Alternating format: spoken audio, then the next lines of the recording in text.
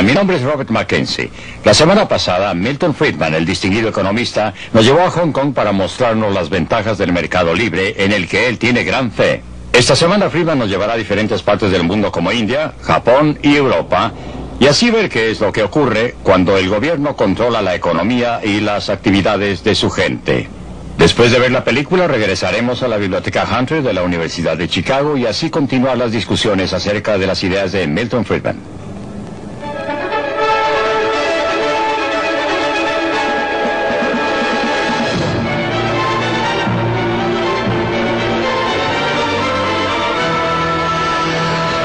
Libre para elegir.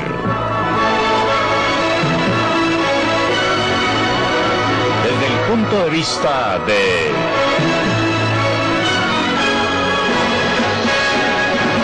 Milton Friedman.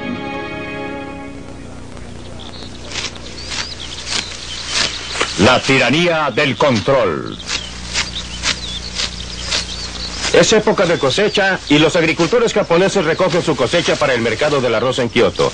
Por supuesto que tratarán de conseguir lo más que puedan por su cosecha y los compradores la tratarán de comprar lo más barato posible. Así se supone que funcionan los mercados. Y eso es lo que Adam Smith, el escocés que convirtió la economía en una ciencia moderna, comentó hace 200 años. También observó algo más. En cada país, siempre es y siempre debe ser para el interés de la gran masa de gente comprar lo que ellos quieran a los que lo venden más barato.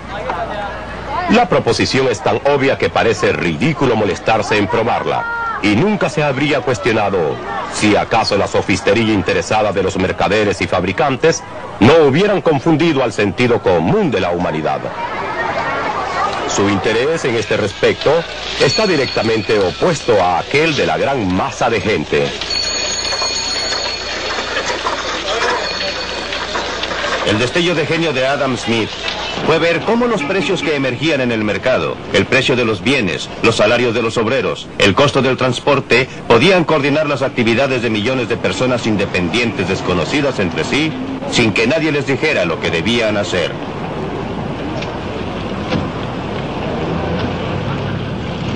Su idea clave fue que el propio interés podía producir una sociedad ordenada que beneficiaba a todos. Era como si existiera una mano invisible. La mano invisible es una frase que fue introducida por Adam Smith en su gran libro La riqueza de las naciones, en el que él habló del modo en que individuos que solo pretendían desarrollar sus propios intereses fueron guiados por una mano invisible a promover el bienestar público, lo que no era su intención.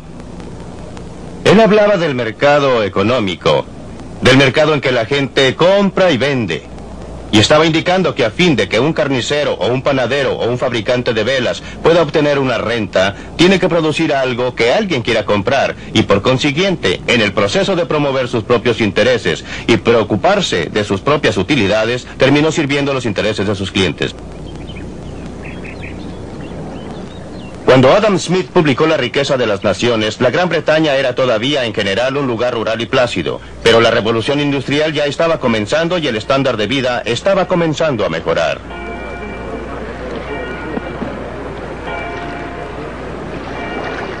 Un obstáculo fue que el comercio con otras naciones todavía estaba fuertemente controlado. Los comerciantes del mercado nacional habían persuadido al gobierno de esa época que impusiera fuertes derechos e impuestos a todas las importaciones extranjeras a fin de garantizarles un mercado protegido.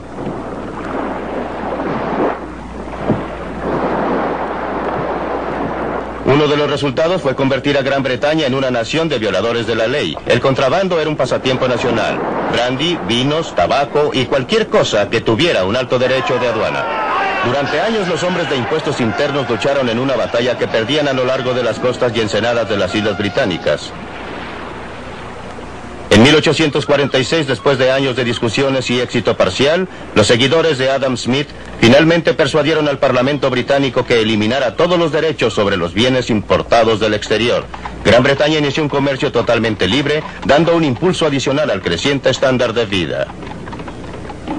Lo que ocurrió en Gran Bretaña como una consecuencia de liberar la tremenda fuerza del interés propio, tuvo el efecto inesperado de beneficiar a millones de personas a través de todo el mundo. Y en 1851, la evidencia fue exhibida con orgullo en la gran exposición del Palacio de Cristal.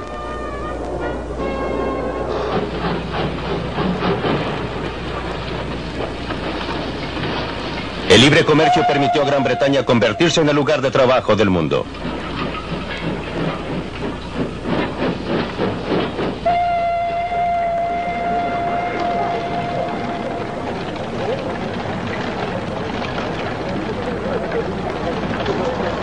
¿Pero fue todo un accidente? No lo creo. Considere lo que ocurrió en 1868 al otro lado del mundo, en el Japón.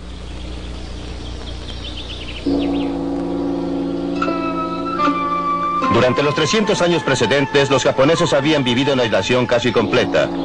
Habían desalentado a visitantes de otras nacionalidades, especialmente del occidente. El resultado fue que por los estándares de occidente, Japón estaba atrasado. Era una sociedad feudal con señores y siervos, y pobre del que tratara de cambiar el orden de las cosas.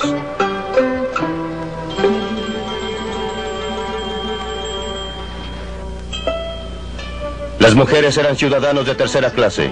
En 1868, una nueva generación de gobernantes decidió que había llegado el momento para que Japón se pusiera en contacto con el mundo exterior. Y con la llegada de los primeros comerciantes extranjeros de Occidente, las cosas comenzaron a cambiar. Los japoneses siguieron las pautas comerciales de los ingleses porque Gran Bretaña era la principal nación del mundo. En esta forma, el comercio libre llegó a Japón. El Japón se convirtió en un imán para las ideas y logros de otras personas. Una de las primeras industrias tradicionales que sintieron el efecto fue la del tejido. De Europa, los japoneses importaron el método Jacquard, una forma de programar un telar para controlar la exactitud del tejido y para estandarizar la producción. Los obreros se adaptaron bien a la nueva atmósfera, lo mismo que sus empleados.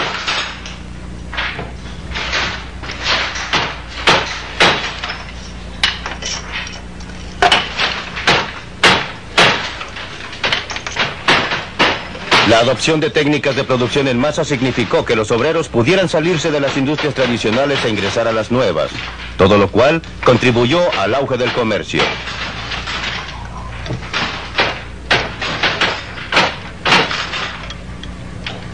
Ninguno de nosotros puede evitar verse afectado por la atmósfera intelectual que respiramos.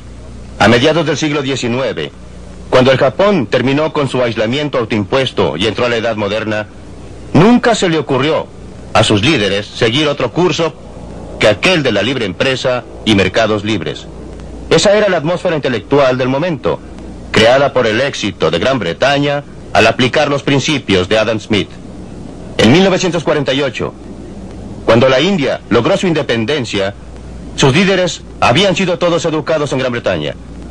Se habían sentado a los pies de Harold Lasky y sus asociados en Oxford y Cambridge. Nunca se les ocurrió seguir cualquier otro curso que la planificación central y el control gubernamental.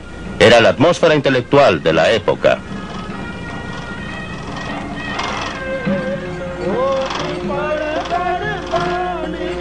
La semilla intelectual echó raíces. A medida que crecía, debía ser honrada y aún adorada. Cada año, en el aniversario del nacimiento de Gandhi, la gente hace eso en toda la India. En homenaje al gran Mahatma, se sientan e hilan. Usan métodos que les han sido transferidos a través de los siglos. Pero es más que un símbolo de honrar al pasado. Tipifica la política que están siguiendo en realidad. En 1948 el nuevo gobierno decidió que la tradicional industria de tejidos de la India y sus trabajadores debían ser protegidos de la industrialización del siglo XX. ¿Cuáles fueron las consecuencias de esa política? Esta es la India de hoy, 30 años después de ganar su independencia. Y estas son escenas en una comunidad hindú muy típica, una de miles. Se llama Anakaputur y está aproximadamente a unas 1000 millas al sur de la capital, Nueva Delhi.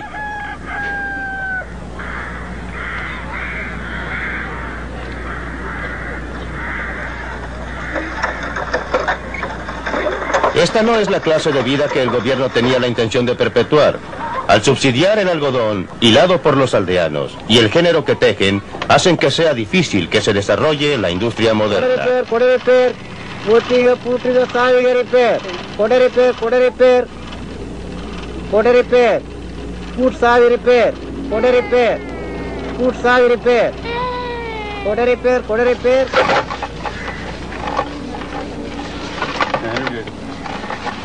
Esto es la clasificación por tamaño. Es una técnica esencial en la producción de géneros en que el hilado es aislado y limpiado.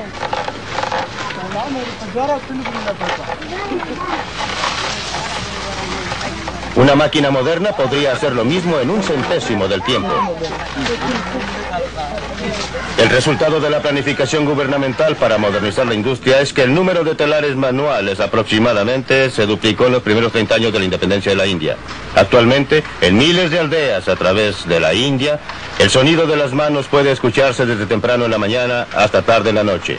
Solo en esta aldea hay más de 3.000 telares manuales en operación. Desde 1948, 3 generaciones de aldeanos se han sentado en estos telares, fabricando telas con diseños que jamás verían, usando métodos que nunca cambian. No hay nada malo con esta actividad, siempre que sobrevivan a la prueba del mercado, ya que es la forma en que esta gente puede usar sus habilidades y energías con mayor eficiencia, después de todo en el Japón, donde el gobierno no ha estimulado especialmente la industria de telares manuales. Aún existe un segmento muy pequeño, pero muy productivo, de telares manuales. El problema aquí es que esta industria solo existe porque el gobierno la ha subsidiado, la ha apoyado, porque en realidad ha aplicado impuestos directos e indirectos al resto de la población de la India.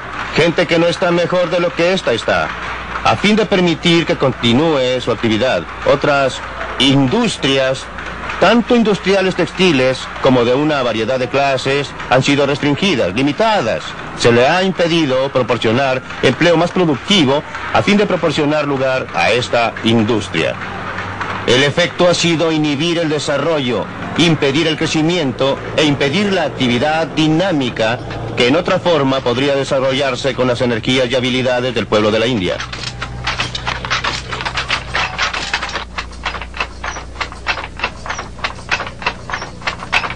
Esto parece una fábrica, pero también es el hogar para la gente que trabaja aquí. Cuando están sentados en sus telares, comen y duermen en un rincón de esta choza.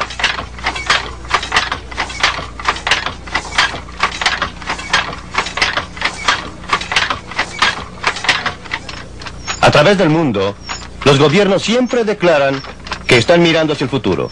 En la práctica, siempre están mirando hacia atrás, ya sea protegiendo a las industrias que existen o asegurándose que cualquier empresa que hayan decidido iniciar sea estimulada y desarrollada.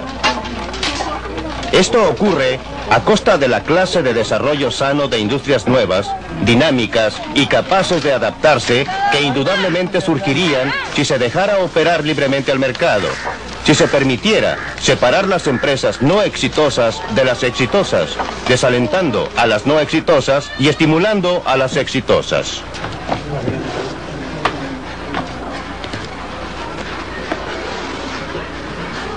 La India tiene un tremendo potencial económico y humano, tanto como Japón tuvo hace un siglo.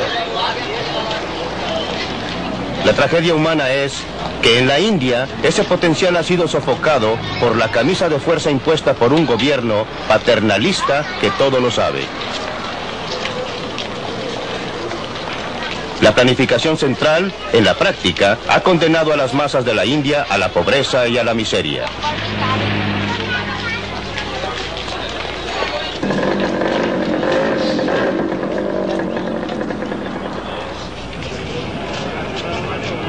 Sabemos lo que ha ocurrido en el Japón. El libre comercio inició un proceso que revolucionó al Japón y a la vida de su gente. Las mejorías en el bienestar material se desarrollaron conjuntamente con la eliminación de la estructura social rígida de hace un siglo. No es un accidente, como siempre. La libertad económica promueve la libertad humana. Y en el intertanto, ¿qué ha ocurrido en la industria japonesa de tejidos?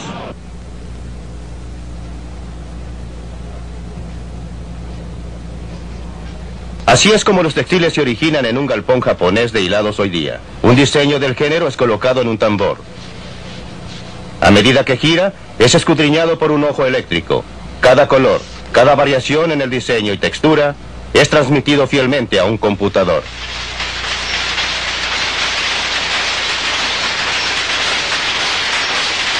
Es todo lo que necesita un telar moderno del Japón.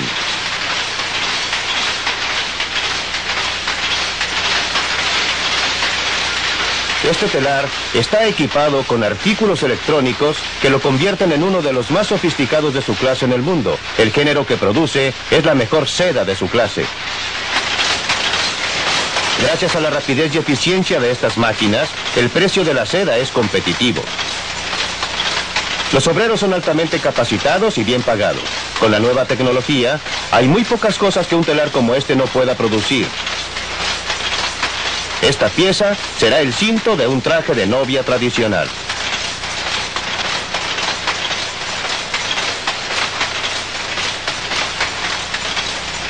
Estos son productos fabricados a máquina, pero por cualquier estándar son muy hermosos. Pueden compararse con el trabajo más fino del telar manual. Y no solamente el producto terminado es notable. La tecnología sofisticada que fue desarrollada para hacer que esto fuera posible ha sido adaptada a otros procesos, parte del desarrollo que se autogenera bajo la libre empresa.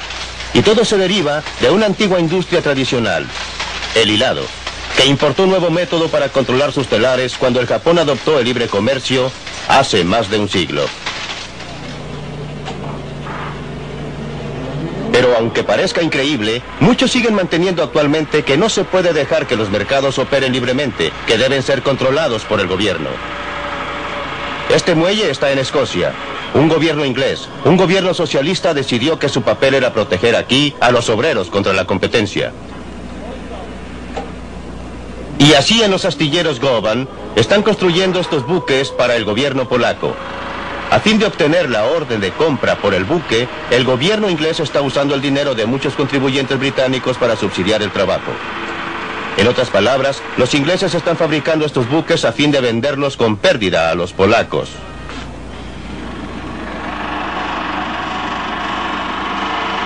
No solo los polacos, sino que también nosotros en América nos beneficiamos con esta clase de filantropía. La industria del acero en los Estados Unidos fabrica un producto fino. Otros países también lo hacen. Y su acero es a menudo más barato.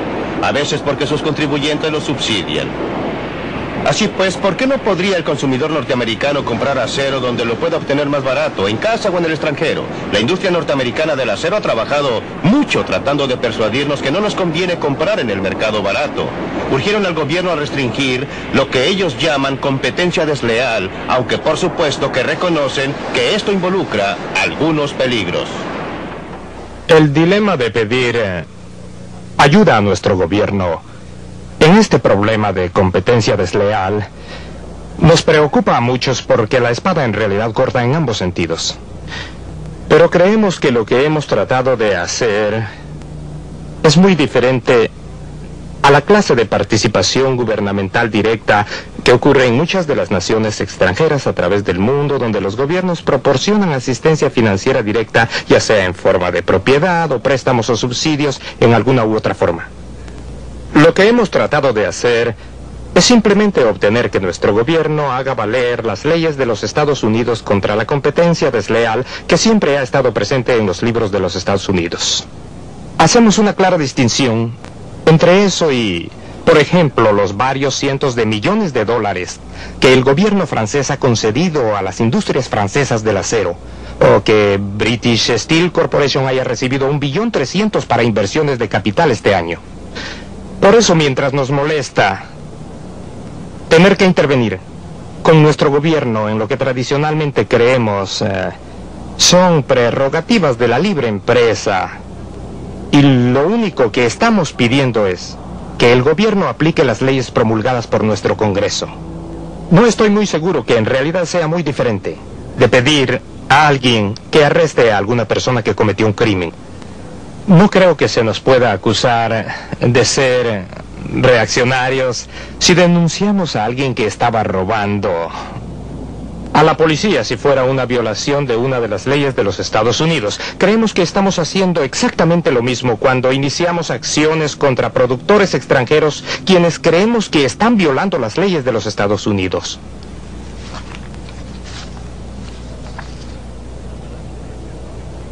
La falacia de este argumento es que no enfoca la cuestión real. ¿Por qué no deben existir leyes que en efecto impidan que usted o yo compremos en el mercado más barato? Cuando alguien se queja de la competencia desleal, los consumidores deben tener cuidado. En realidad es pedir un privilegio especial, siempre a costa del consumidor. Lo que necesitamos en este país es la competencia libre. Como consumidores que compren en un mercado internacional, mientras más injusta sea la competencia, mejor. Eso significa mejores precios y mejor calidad para nosotros. Si gobiernos extranjeros quieren usar el dinero de sus contribuyentes para vender bienes a bajo costo a la gente, ¿por qué debemos reclamar? Sus propios contribuyentes reclamarán muy pronto, y no durará mucho tiempo. La historia proporciona muchas pruebas de lo que sucede cuando industrias protegidas por el gobierno compiten con industrias que tienen que operar en un mercado abierto y libre. Casi siempre, las industrias protegidas por el gobierno pierden el primer lugar. Pregunte a Sir Freddie Laker, el inglés que inició el tráfico aéreo barato a través del Atlántico. ¿Quiénes eran sus principales competidores?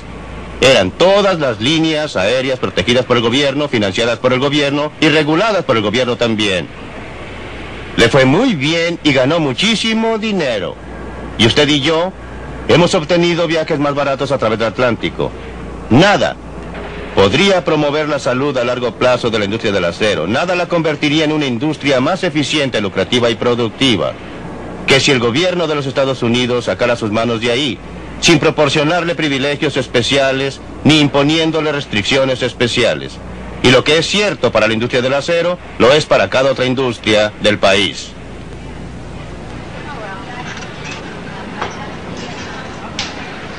Estas mujeres trabajan en una industria que hasta ahora no ha solicitado protección especial, la industria del silicon chips. Cada uno de estos pequeños cuadrados en este disco es un microcircuito integrado altamente complicado.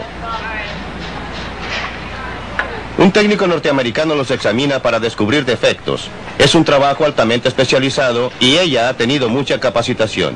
Cuando haya ejecutado su labor, los ítems rechazados serán separados de los otros y los circuitos buenos serán embalados y enviados a Malasia, recorriendo la mitad del mundo. El producto de la habilidad tecnológica norteamericana regresa con este aspecto. Cada microcircuito ha sido encerrado en cerámica por un trabajador malayo que es altamente productivo en esta clase de trabajo. Pero los malayos no son capaces de probar sus productos, por eso vuelven aquí, a América, para ser alimentados a estas máquinas. Los ingenieros norteamericanos son buenos para producir máquinas sofisticadas. En una operación que dura una fracción de segundo, estas máquinas pueden probar cada circuito, lo pueden clasificar según su calidad y luego lo pueden dividir en una de 6 categorías diferentes de confiabilidad. La mano invisible de este mercado libre ha logrado maravillas tanto para las muchachas norteamericanas como para sus contrapartidas de Malasia. Y todavía no hemos llegado al final porque los silicon chips norteamericanos son exportados a muchos países donde obreros extranjeros los arman.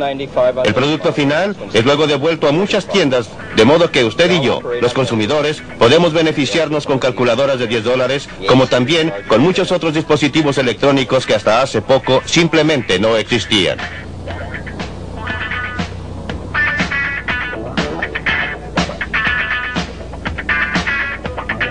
Cuando este equipo de alta fidelidad llegó originalmente al mercado, solo los ricos podrían comprarlo.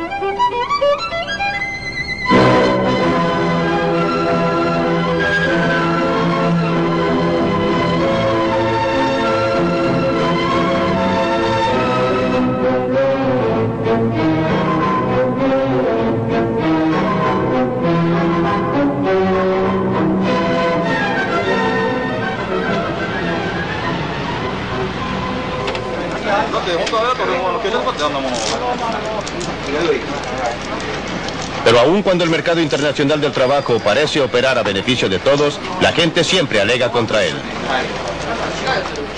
El argumento usual contra el comercio libre total es que la mano de obra barata en el exterior quitará empleos a los trabajadores en casa. ¿Pero qué es barato?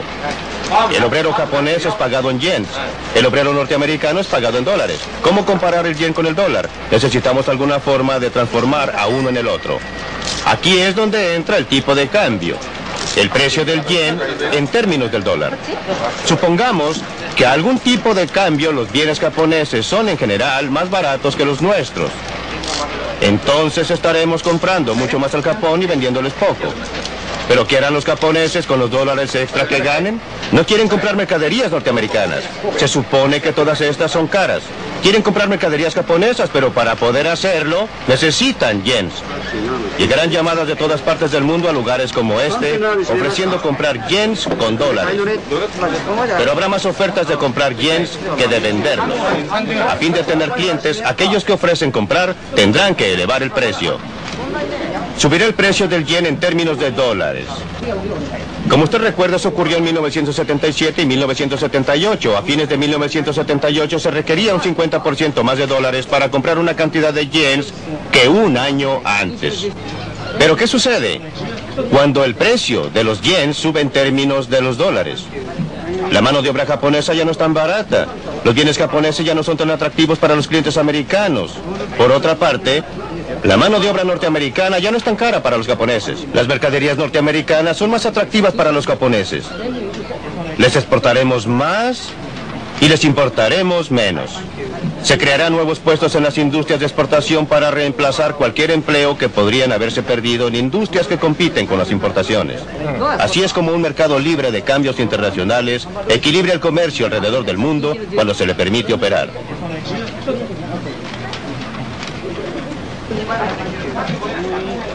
El problema es que cada vez con mayor frecuencia no se permite operar a un mercado libre. Por motivos que parecen ser razonables, si usted no los examina cuidadosamente, los gobiernos insisten en interferir, pero cuando lo hacen, no es posible ocultar los efectos dañinos por mucho tiempo. El motivo principal por qué el yen japonés subió tanto en su precio en esos años del 77 y 78 fue porque el gobierno japonés había estado tratando de impedir que el precio del yen subiera. En el proceso, se permitió que los que podían haber sido disturbios menores se acumularan hasta formar una importante brecha en el comercio. Como resultado, cuando finalmente se permitió operar a las fuerzas del mercado, lo que debe ocurrir más tarde o más temprano, se necesitó un cambio importante en el tipo de cambio del yen para que todo volviera a la normalidad. ¿Por qué no aprenden los gobiernos? Porque los gobiernos nunca aprenden, solo aprende la gente. Y la gente que aprende hoy día puede no ser la gente que estará a cargo de la política económica mañana. Cuando usted contemple esto, usted puede convenir conmigo que lo que necesitamos son restricciones constitucionales sobre el poder del gobierno para interferir en los mercados libres, en cambios internacionales, en comercio internacional, en muchos otros aspectos de nuestras vidas. Libre para elegir.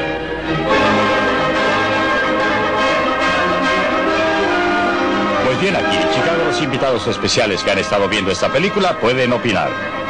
Esta película me ha puesto nervioso.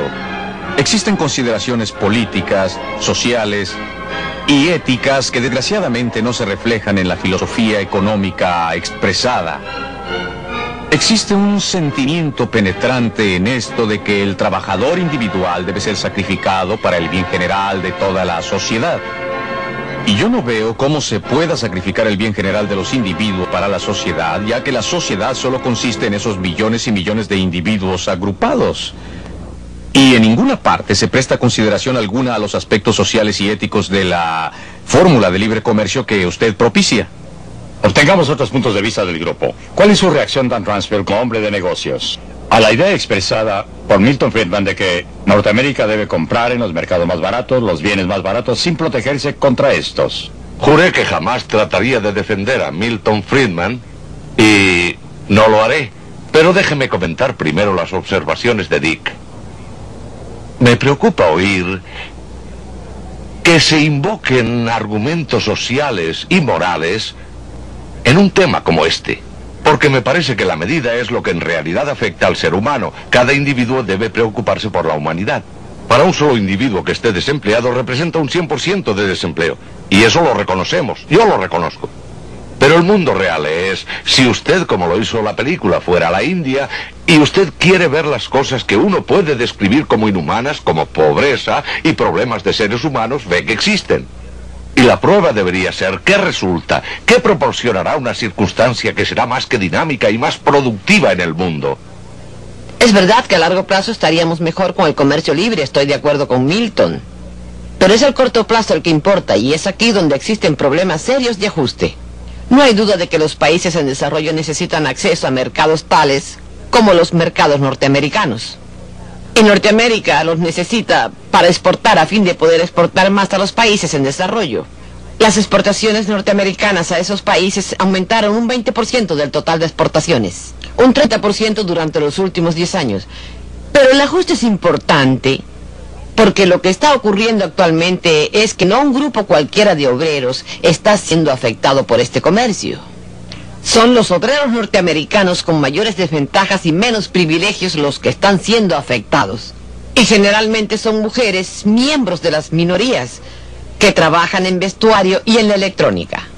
Y creo que el ajuste consiste en acción tanto del país en desarrollo como del país desarrollado.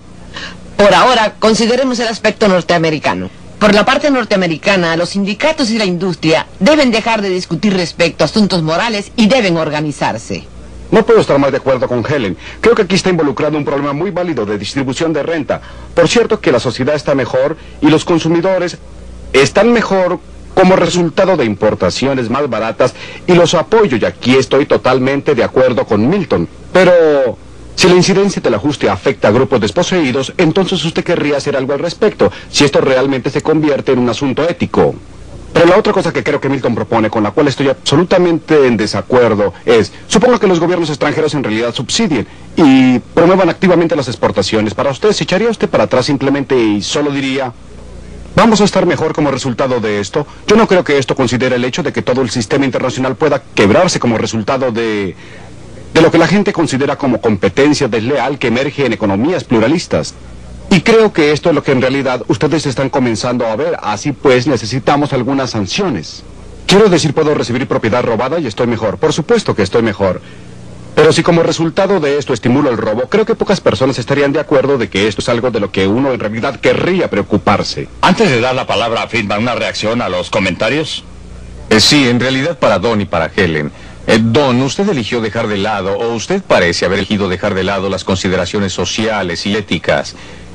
Y en absoluto, lo que dije fue, hay que colocar el asunto en una balanza, que existen consideraciones sociales y éticas con y sin un mercado libre. Y la tendencia es que la gente solo invoque la moralidad por su parte y no reconozca que hay problemas de seres humanos en este mundo que van a suceder en cada caso. Y la medida o la prueba deben ser qué ocurre en realidad allá afuera y entonces estudiar esa cuestión. Creo que debe usted también considerar el aspecto social de esta situación. El comentario de Helen, lo del desplazamiento. Ahora tengo una pregunta para Milton en este momento. ¿Cuánto tiempo asigna usted como horario para el desplazamiento de esta gente, de estos obreros? ¿5 años? ¿10 años? ¿Una generación? ¿Cuánto tiempo demorará antes de que la sociedad en general se equilibre y el individuo, el ser humano, ya no sufra más? Déjeme considerar su última pregunta primero y luego pasar a su pregunta básica. Siempre he estado a favor de reducir gradualmente los aranceles a través de un periodo de 5 años. Una reducción de un 20% anual durante 5 años para darle tiempo a la gente a ajustarse. Ahora, con respecto a su asunto fundamental. Creí que había oído todas las objeciones imaginables a mis puntos de vista. Pero usted es el primero que me ha acusado de colocar los intereses conjuntos de la sociedad sobre los intereses de los individuos. Si existe un elemento en mi filosofía social, en mi filosofía ética que sea predominante, es que la unidad definitiva es el ser humano, el individuo, y que la sociedad es un medio por el cual logramos nuestros objetivos conjuntamente. Alegaría que todos los puntos sociales y morales están de parte del libre comercio y que usted, y la gente como usted, que introduce el proteccionismo, es la que está violando asuntos fundamentales, sociales y morales. Dígame, ¿qué sindicato representa a los empleados que fueron desplazados porque los altos aranceles reducen las exportaciones de este país. Porque los aranceles altos hacen que el acero, por ejemplo, u otras mercaderías sean más caras y como resultado, aquellas industrias que usan acero tendrán que cobrar precios más altos. Tendrán menos empleados.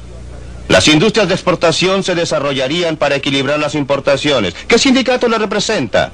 ¿Qué punto moral de vista tiene usted respecto a sus intereses? Bueno, señor, pero es que usted no ha contestado mi pregunta básica.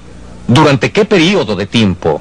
¿En qué marcos? ¿5 años? ¿10 años? ¿Una generación? Dije 5 no ha contestado años. mi pregunta. 5 años. Milton, usted dice, sin embargo, que los aranceles deben eliminarse gradualmente durante 5 años sin importar la acción de otros países. ¿No es una especie de negociación o algo distinto? Sin importar las acciones de otros países, hasta ahora obviamente preferiría que los otros países redujeran sus aranceles. Pero si no se mueven, debe moverse Norteamérica. Definitivamente. ¿Está de acuerdo con esto, Dan Rumsfeld?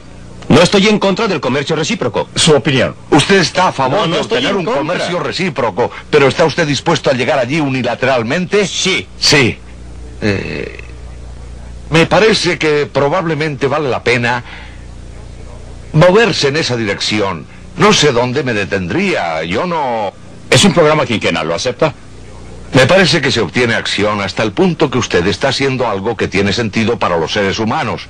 Presumiblemente eso podría ser persuasivo para otros. Presumiblemente existiría una secuencia lógica en que otros países comenzarían a notar que esto tiene un cierto grado de validez mundial.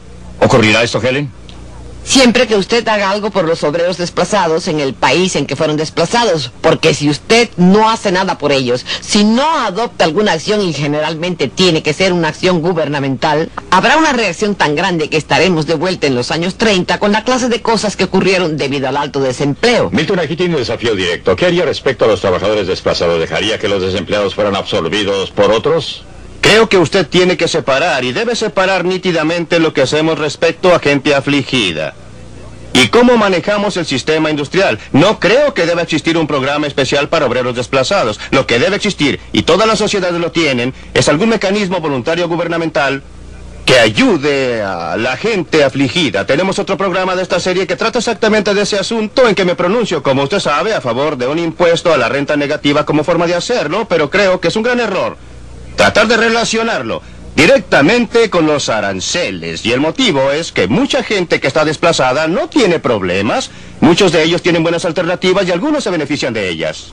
Por supuesto que habrá algunos que estén afligidos, pero siempre hay gente en situación difícil por toda clase de motivos. En una sociedad dinámica, las demandas están creciendo allá, están creciendo acá. No existe mayor motivo, en mi opinión, para tener un programa especial para aquellos que son desplazados debido a cambios en la oferta y la demanda en el plano internacional que debido a los cambios en el plano nacional. Una reacción rápida. Disculpe, muy pero hay rápida. una cosa que no entiendo. ¿Por qué quiere usted volver a una situación que este país tenía en 1900?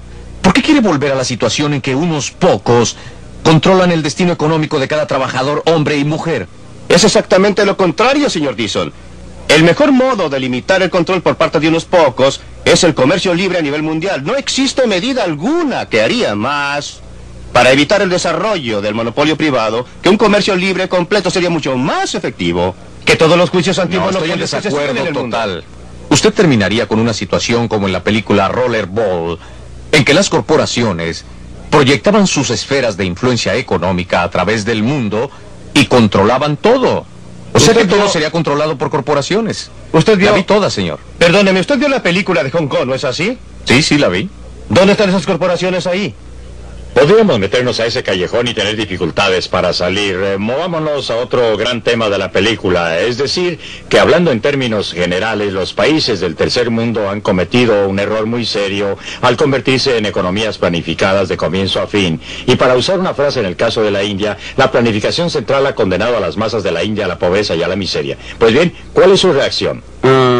Estoy parcialmente de acuerdo con Milton, pero no estoy de acuerdo con él en muchas cosas. Creo que es cierto que la mano invisible debería verse más en los países pobres que lo que sucede, y me gustaría que el puño de hierro desapareciera. Desgraciadamente, sucede lo contrario. Por otra parte, creo que no puede alegarse que el laissez-faire sea la respuesta, ni que sea una condición suficiente y necesaria para el desarrollo. Déjeme referirme a los ejemplos de Milton. Y ustedes saben, al Japón, El Japón es un ejemplo de primera clase, en realidad donde la mano visible es invisible para todos los que están fuera del Japón. Pero está escrito en la pared en caracteres grandes para los japoneses. El gobierno del Japón, justo desde la restauración importante, se ha interesado muy activamente en el desarrollo del país. Ha restaurado la tecnología y las importaciones. Aún hoy, el gobierno y las empresas tienen una fuerte relación simbiótica. Creo que es justamente... Altamente paternalista. Y la industria es altamente paternalista. No creo que sea un ejemplo válido de todo lo que pienso que era la injerencia del programa de Milton. Hagamos participar a Helen Hughes en este tema. Ha cometido un error desastroso el tercer mundo al adoptar casi unánimemente economías planificadas en vez del mercado libre. Bueno, en primer lugar, no ha adoptado casi unánimemente economías planificadas. En forma abrumadora. Ni siquiera en forma abrumadora. Quiero decir, la India es un gran país. Pero la mayoría de los países en desarrollo no están planificados centralmente. Tienen alguna clase de planificación.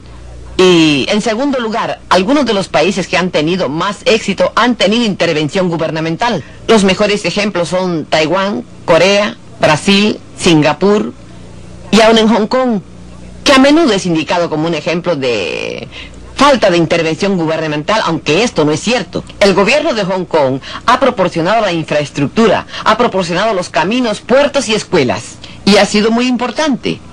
Pero cuando vamos a un país como Malawi o Papua Nueva Guinea, la intervención gubernamental no puede faltar. No hay nada allí, no existen empresarios, y los empresarios norteamericanos no se interesan por lugares tan pequeños. No estoy a favor de ninguna intervención gubernamental, nunca lo he estado. Indiqué en la película que lo que el gobierno hizo en Hong Kong fue muy importante. La cuestión es qué clase de intervención. Y en los estados que usted ha descrito, en los lugares que usted ha descrito donde ha habido éxito, la intervención gubernamental ha sido de un tipo bastante especial. Ha proporcionado infraestructura. No ha tratado de determinar las perspectivas de la producción industrial, las áreas que debe cubrir la industria, exactamente cuál es la distribución. No ha aplicado la planificación central. Eso no es verdad en Corea. Quiero decir, usted se equivoca porque en Corea el gobierno en realidad, creo yo... Taiwán. Es bastante cierto en Taiwán, pero no en Corea, que ha crecido más rápido que ningún otro país. Las exportaciones coreanas han estado determinadas en gran medida por la intervención gubernamental directa. Creo que su argumento es ¿qué clase de intervención gubernamental? ¿Para qué? ¿Y cuáles son las comparaciones entre la intervención gubernamental y el mercado libre? Estos son los asuntos pertinentes. ¿Cuál es el papel del gobierno con relación a la economía de mercado? ¿Cómo cree usted que está funcionando Don Rumsfeld? ¿Quiere usted ver al gobierno, supongamos, haciendo valer la competencia al atacar a los monopolios, las prácticas restrictivas y todo el resto de la sociedad? No cabe duda que no lo hacen bien. No pueden manejar. Pero significa esto que no deben hacerlo en absoluto o hacerlo mejor. Estados Unidos de Norteamérica. He estado involucrado y no lo digo con mucho orgullo. El mundo real es, no me importan las buenas intenciones, no me importa la inteligencia, no me importa la integridad. El hecho real es que no son hábiles para manejar los salarios de cada norteamericano, que alcanzan a 215 millones, no lo pueden hacer bien, eso lo hacen mal. Y el peso de esto es dañino. Está demostrado gráficamente en cada documento del Consejo de Consultores Económicos de los Estados Unidos. Pero ¿qué hay respecto a la pregunta adicional? ¿Es capaz el gobierno en este país o en otro lugar de garantizar la competencia por otros medios? No estoy hablando ahora de control de precios y control de salarios, sino garantizar la competencia más bien que permitir acuerdos de precios o convenios y monopolios. ¿Qué opina usted? Pienso que el gobierno actúa correctamente en esa área y que debe estar ahí para garantizar la competencia. El gobierno no es suficientemente listo. Considere la ley antimonopolios. Usted habla de un parche. La implementación de reglamentos antimonopolios en los Estados Unidos entre el Ministerio de Justicia y la Comisión Federal de Comercio es un desastre de parches.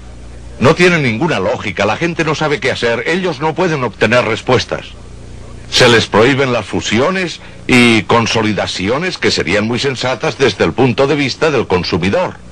Y tendrían más sentido desde el punto de vista de las corporaciones multinacionales, ¿no es así? Creo que uno de los puntos que usted está aprobando es que es muy difícil para el gobierno intervenir en un país muy grande como la India o los Estados Unidos. Pero compare la intervención gubernamental en algunos de los países pequeños y homogéneos de Europa y Singapur. Y creo que es muy importante. Suiza tiene mucha intervención gubernamental. Suecia, Dinamarca, Noruega son solo 4 de los países con mayor renta en el mundo. Ellos tienen intervención para tratar de proteger el funcionamiento del sistema del mercado y hacerlo más eficiente.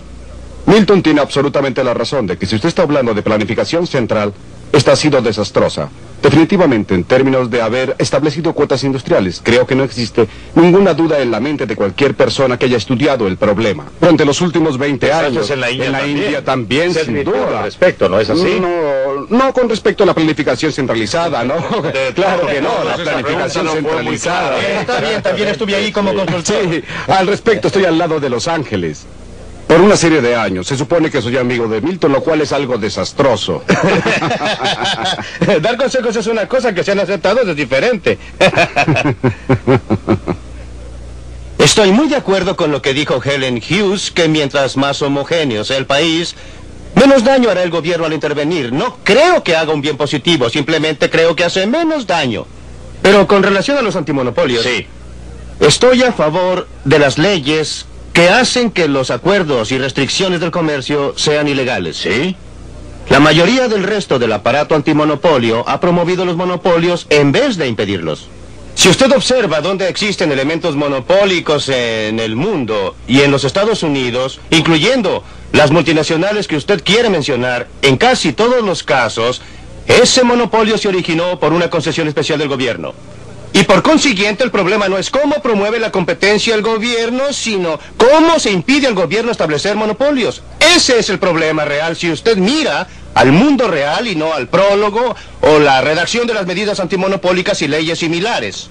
Qué cerca está usted a lo que Dixon estaba diciendo hace un momento en esta área. Pareciera estar discutiendo con usted que existe responsabilidad de hacer que opere la competencia. La responsabilidad consiste en establecer un marco de leyes y disposiciones bajo las cuales florecerá la competencia. Inevitablemente florecerá, quiere decir... Bien, hasta donde puedo saber, no conozco ningún caso en la historia en que los monopolios han podido mantenerse durante un tiempo sin que la asistencia gubernamental esté directamente de su parte. Los monopolios sindicales representados por el señor Dixon jamás tendrían el poder que poseen actualmente si no fuera por los privilegios especiales que el gobierno les ha concedido. Comprendo perfectamente que él esté a favor de esta acción antimonopólica de parte del gobierno, porque en realidad es principalmente acción a favor de los monopolios. ¿Por qué se concedieron a los sindicatos exenciones respecto a las leyes antimonopolio? Debido al poder político de los sindicatos, por supuesto, no lo estoy cuestionando. Debido al tremendo desequilibrio de poder de las compañías en la época en que se estaban iniciando los sindicatos, señor.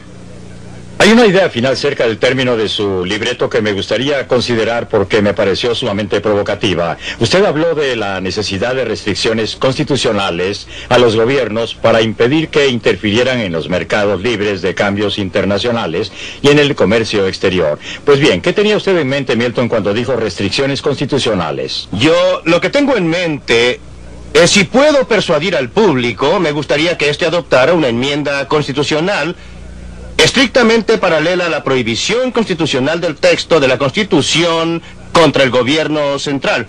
Lo siento, contra gobiernos estatales que imponen aranceles o derechos de aduana. Me gustaría tener una enmienda constitucional que expresara: el Congreso no impondrá ningún impuesto sobre las importaciones ni concederá ningún subsidio a las exportaciones, excepto aquellas que puedan ser necesarias. Creo que la redacción de la Constitución es que los estados están autorizados para hacerlo si es necesario para inspección. Esa es la excusa que usa California para inspeccionarlo cada vez que uno pasa en auto para ver si lleva cualquier planta, fruta o verdura. Milton, déjeme hacerle una pregunta. ¿Cuánto tiempo cree usted que sobrevivirían los Estados Unidos si promulgaran lo que usted quiere? Creo que los Estados Unidos prosperarían en una forma que es difícil de imaginar hoy día. Sería un ejemplo y guía para el resto del mundo. ¿Qué sentido tiene aquí cuando supuestamente somos los líderes del mundo? Somos los que promueven la libertad y la libre empresa y la iniciativa individual. ¿Y qué hacemos? Forzamos al débil y pequeño Hong Kong a imponer límites, restricciones a sus exportaciones bajo aranceles, a fin de proteger nuestros obreros textiles. Vamos al Japón y le decimos: por Dios, tienen que limitar el número de televisores que producen.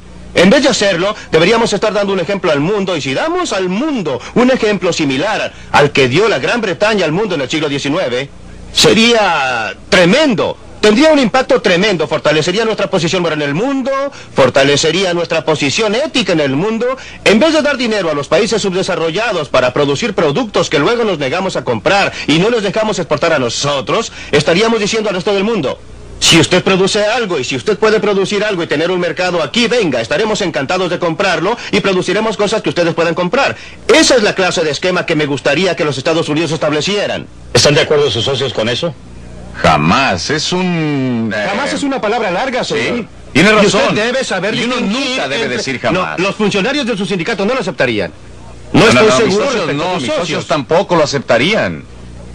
No puedo concebir que los Estados Unidos se establezcan como una meta para el resto del mundo. No es una meta. No existiría absolutamente nada que exigiera u obligara a cualquier otro país a promulgar cualquier convenio recíproco relativo a aranceles. Cierto.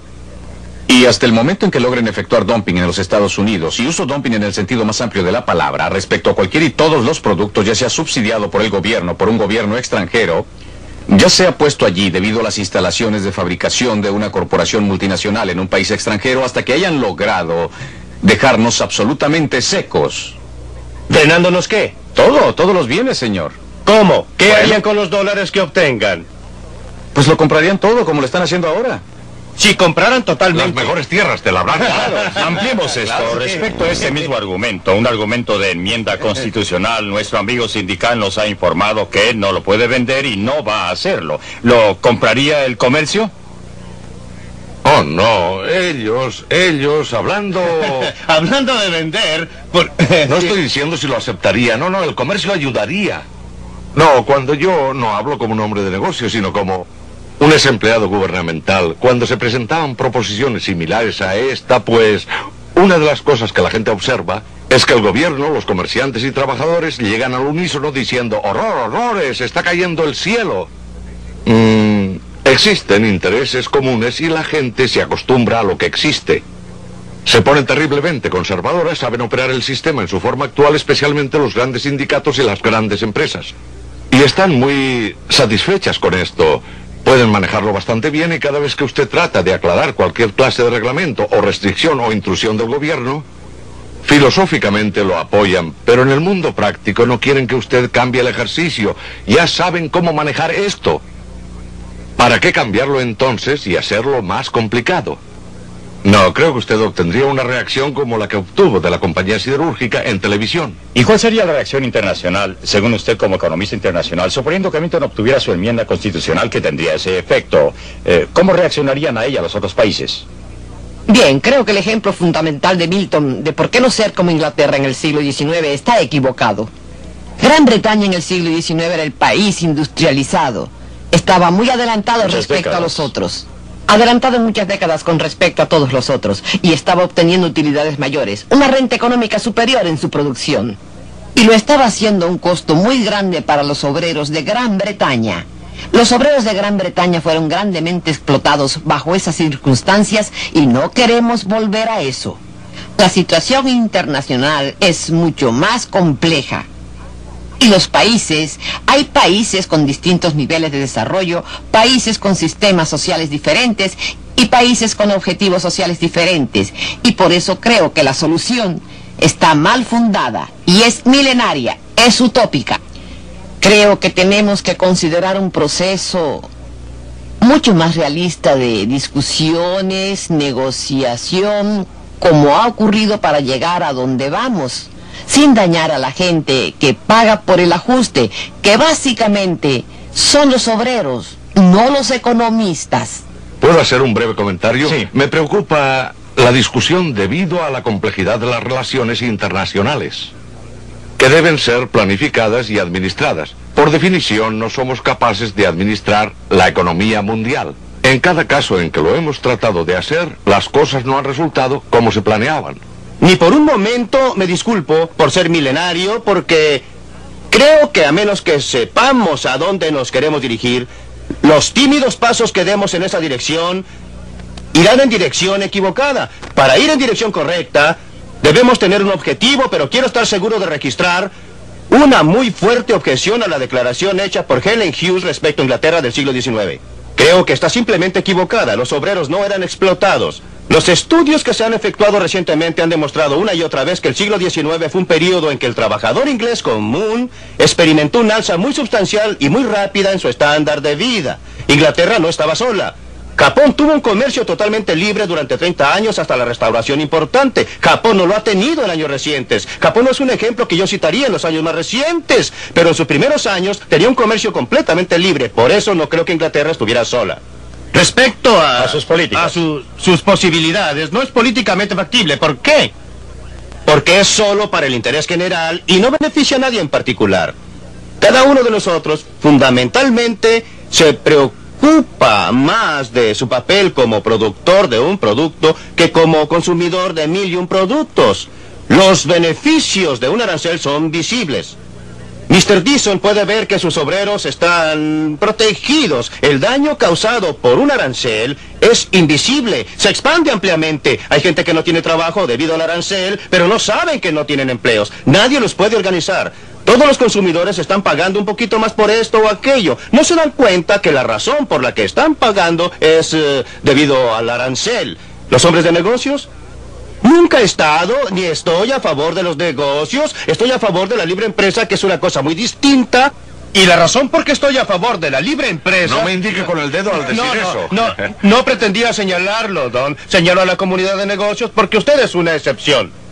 Porque... Pero aceptó que existía una alianza tácita, porque de ese modo le impide lograr su propósito, ¿no? Sí, indudablemente existe la alianza. En mi opinión, el argumento más fuerte a favor de la libre empresa es que impide que una persona tenga demasiado poder, sin importar que sea funcionario gubernamental, ejecutivo de un sindicato o un ejecutivo de negocios. Los fuerza a soportar y a callarse, ya sea que tengan que entregar los bienes, producir algo que la gente está dispuesta a pagar o tienen que dedicarse a un negocio diferente.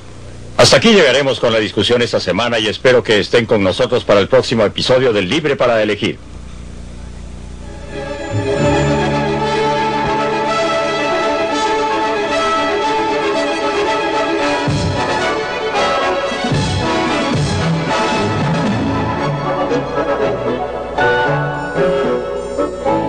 Hace 50 años la peor depresión económica cambió el curso de la historia.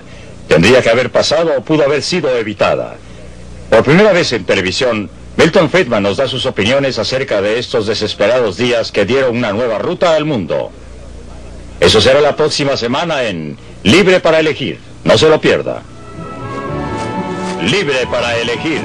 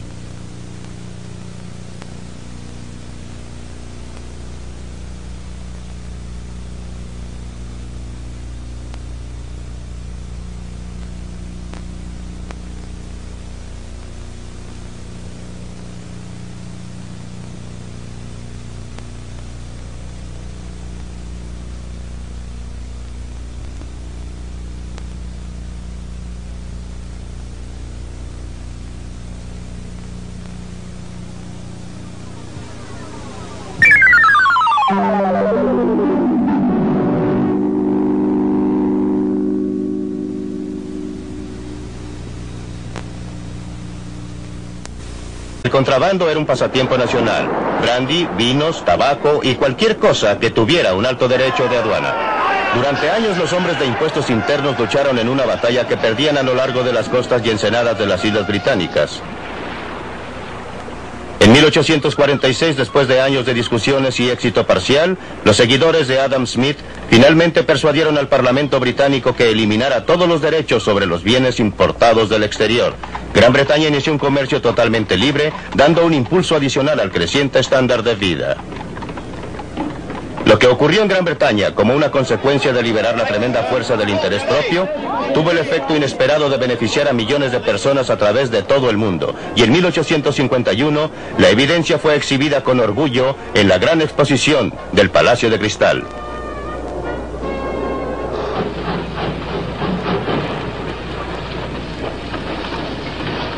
El libre comercio permitió a Gran Bretaña convertirse en el lugar de trabajo del mundo.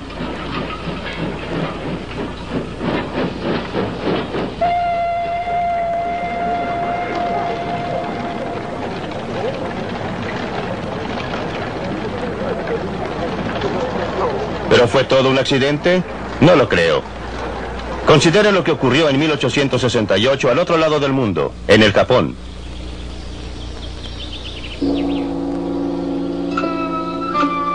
Durante los 300 años precedentes, los japoneses habían vivido en aislación casi completa. Habían desalentado a visitantes de otras nacionalidades, especialmente del occidente. El resultado fue que por los estándares de occidente, Japón estaba atrasado. Era una sociedad feudal con señores y siervos, y pobre del que tratara de cambiar el orden de las cosas.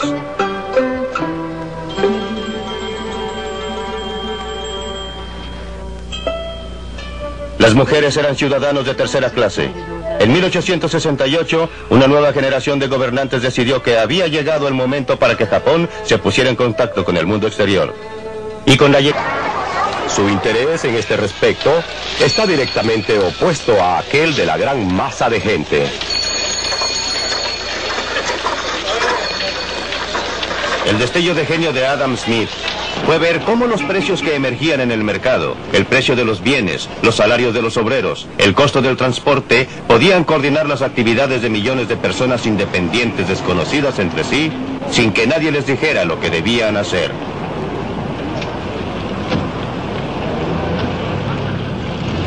Su idea clave fue que el propio interés podía producir una sociedad ordenada que beneficiaba a todos. Era como si existiera una mano invisible. La mano invisible es una frase que fue introducida por Adam Smith en su gran libro La riqueza de las naciones, en el que él habló del modo en que individuos que solo pretendían desarrollar sus propios intereses fueron guiados por una mano invisible a promover el bienestar público, lo que no era su intención. Él hablaba del mercado económico, del mercado en que la gente compra y vende. Y estaba indicando que a fin de que un carnicero o un panadero o un fabricante de velas pueda obtener una renta, tiene que producir algo que alguien quiera comprar y por consiguiente, en el proceso de promover sus propios intereses y preocuparse de sus propias utilidades, terminó sirviendo los intereses de sus clientes. Cuando Adam Smith publicó La riqueza de las naciones, la Gran Bretaña era todavía en general un lugar rural y plácido, pero la revolución industrial ya estaba comenzando y el estándar de vida estaba comenzando a mejorar.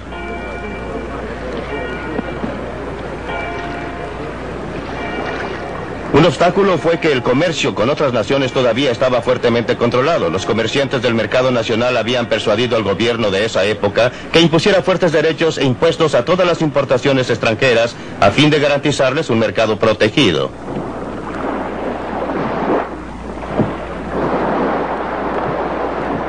Uno de los resultados fue convertir a Gran Bretaña en una nación de violadores de la ley. Llegada de los primeros comerciantes extranjeros de Occidente, las cosas comenzaron a cambiar. Los japoneses siguieron las pautas comerciales de los ingleses porque Gran Bretaña era la principal nación del mundo. En esta forma, el comercio libre llegó a Japón. El Japón se convirtió en un imán para las ideas y logros de otras personas. Una de las primeras industrias tradicionales que sintieron el efecto fue la del tejido. De Europa, los japoneses importaron el método Jacquard, una forma de programar un telar para controlar la exactitud del tejido y para estandarizar la producción. Los obreros se adaptaron bien a la nueva atmósfera, lo mismo que sus empleados.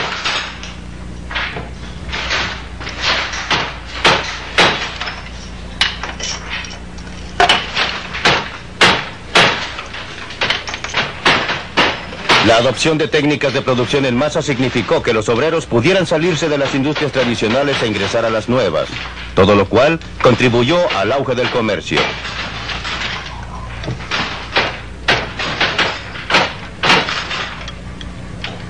Ninguno de nosotros puede evitar verse afectado por la atmósfera intelectual que respiramos. A mediados del siglo XIX, cuando el Japón terminó con su aislamiento autoimpuesto y entró a la Edad Moderna, nunca se le ocurrió a sus líderes seguir otro curso que aquel de la libre empresa y mercados libres.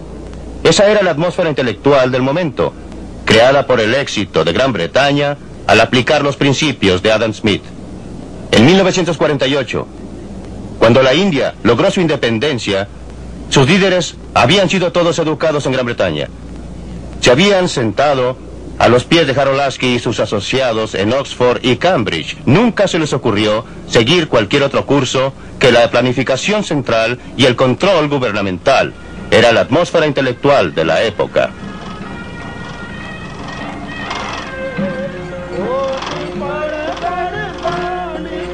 La semilla intelectual echó raíces. A medida que crecía, debía ser honrada y aún adorada. Cada año, en el aniversario del nacimiento de Gandhi, la gente hace eso en toda la India. En homenaje al gran Mahatma, se sientan e hilan. Usan métodos que les han sido transferidos a través de los siglos. Pero es más que un símbolo de honrar al pasado. Tipifica la política que están siguiendo en realidad.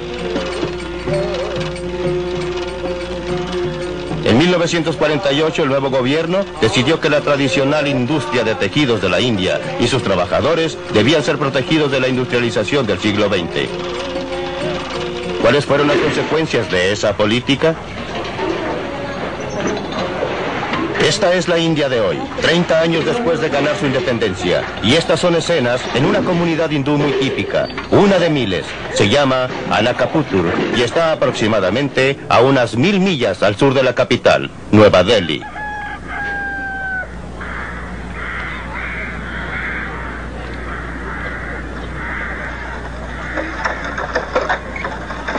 Esta no es la clase de vida que el gobierno tenía la intención de perpetuar. Al subsidiar el algodón hilado por los aldeanos y el género que tejen, hacen que sea difícil que se desarrolle la industria moderna.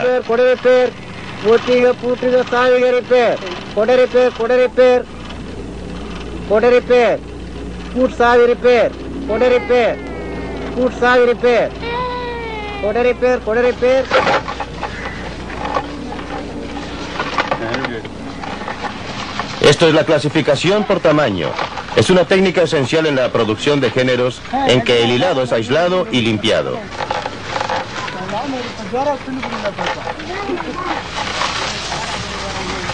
Una máquina moderna podría hacer lo mismo en 1/100º del tiempo. El resultado de la planificación gubernamental para modernizar la industria es que el número de telares manuales aproximadamente se duplicó en los primeros 30 años de la independencia de la India. Actualmente, en miles de aldeas a través de la India, el sonido de las manos puede escucharse desde temprano en la mañana.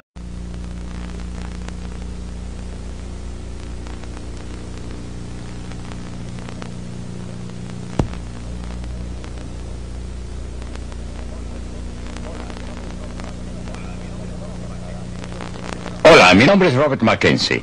La semana pasada, Milton Friedman, el distinguido economista, nos llevó a Hong Kong para mostrarnos las ventajas del mercado libre en el que él tiene gran fe. Esta semana Friedman nos llevará a diferentes partes del mundo como India, Japón y Europa, y así ver qué es lo que ocurre cuando el gobierno controla la economía y las actividades de su gente.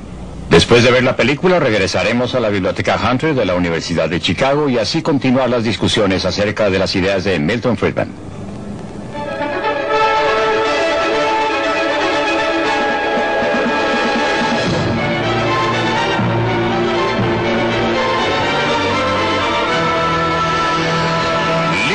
Para elegir.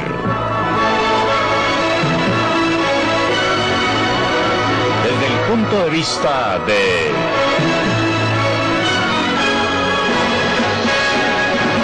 Milton Friedman.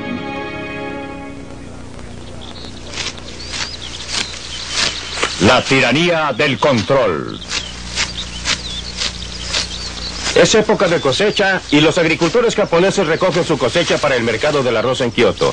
Por supuesto que tratarán de conseguir lo más que puedan por su cosecha y los compradores la tratarán de comprar lo más barato posible. Así se supone que funcionan los mercados. Y eso es lo que Adam Smith, el escocés que convirtió la economía en una ciencia moderna, comentó hace 200 años.